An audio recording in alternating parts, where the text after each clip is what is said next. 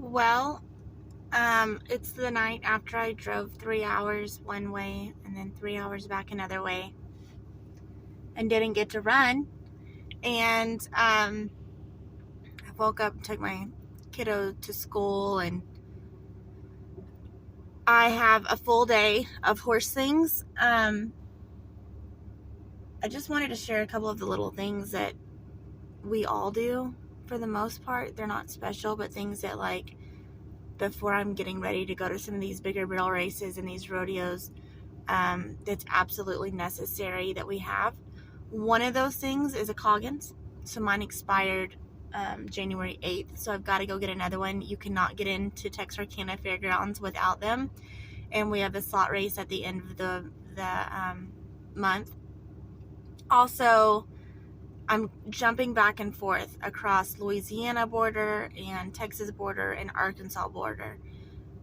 Technically, I probably should have a health certificate as well to do that. I live 45 miles away from the Louisiana-Texas border. So the majority of barrel races I go to are in Louisiana, and having a health certificate is a really big pain in the butt.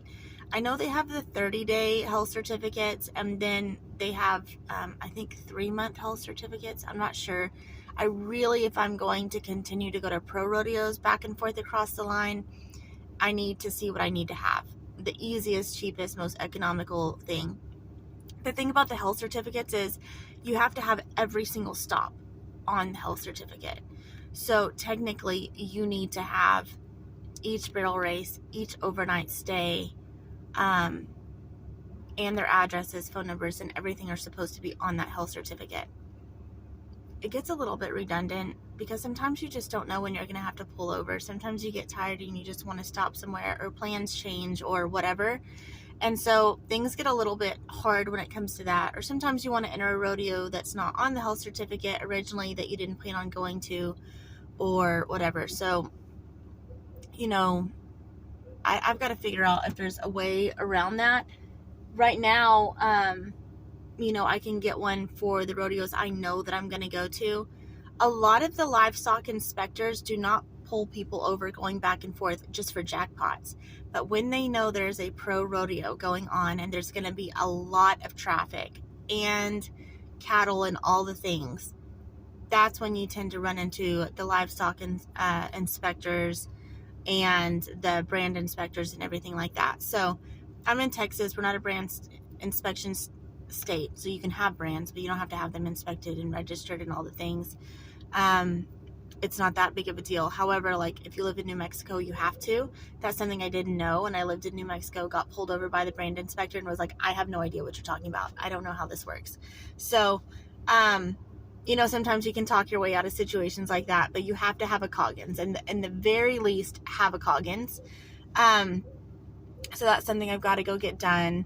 And then I have the farrier coming today. He is going to put a fresh set of shoes on Spencer before we get ready to go. I typically don't like having a fresh set of shoes put on my horses right before I go make runs, but it's been 8 weeks on Spencer. I've been on vacation. My farrier's been, spending time with his family, so I'm a little behind on that. I typically like to put it on a fresh set, and then 2 weeks later, I like to make my runs. For some reason, I just feel like my horses do better at that point. Not that my farrier makes my horses sore or anything like that. He doesn't. It's just like, I don't know. I like the feel 2 weeks later. I don't know how to explain it.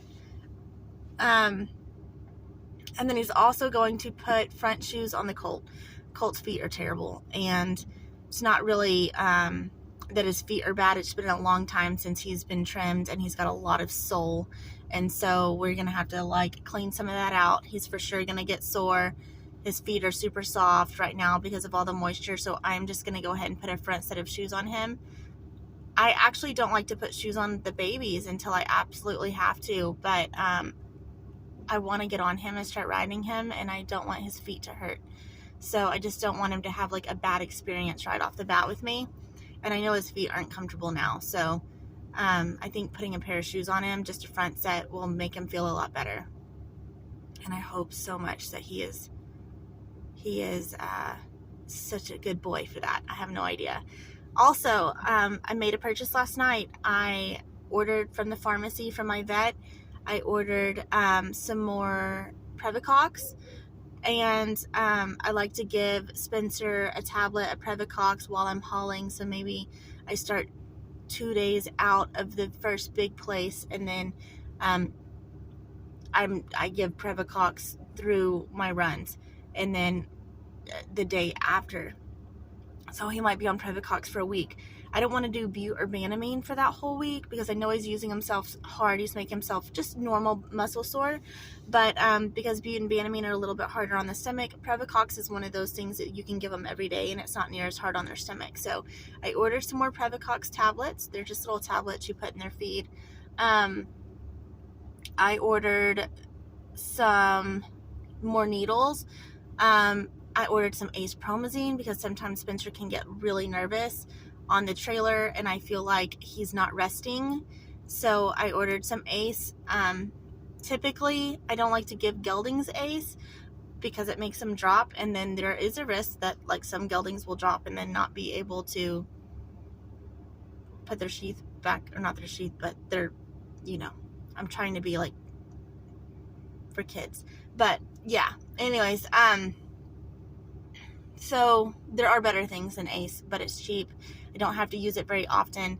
And I'm riding babies right now, and I've got a really stubborn 2-year-old that is just not good to tie.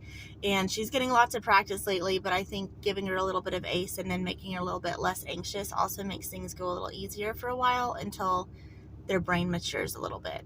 And so restocking my med bag, my med bag with like vet wrap, Banamine. I do the paste Banamine. Sometimes it's hard to hit a vein if a horse is like colicking and they're dehydrated. The paste Banamine has a catalyst in it. I don't know if it's DMSO, but it's got to be something similar that makes that Banamine work very, very quickly. And I've used it several times when I could not hit a vein on a dehydrated horse, or if they were already down, or bad to give a shot to. And I actually leave, because my husband cannot give shots, and so I will leave a tube of Banamine paste here at the house when I'm gone traveling, because he knows when one's colicking, and so he can go ahead and give anything paste or mix it in their feed or anything, and it actually helps them really, really quickly. I have found that it helps just as fast as the shot does. So that might be something that you guys look into if you're not comfortable hitting the vein, because Banamine absolutely needs to be given in the vein. So Banamine, Previcox, vet wrap, more needles. I like the 20 gauge 1.5 inch. Those are not needles that you can just get at Tractor Supply. Typically Tractor Supply is not going to sell them lower than an 18 gauge, and they're really big, and they poke a big hole. Message from Corey Work. They poke a big hole and the horses bleed, and I just don't want my horses to resent getting shots. So got that. I'm going to order some more flare strips.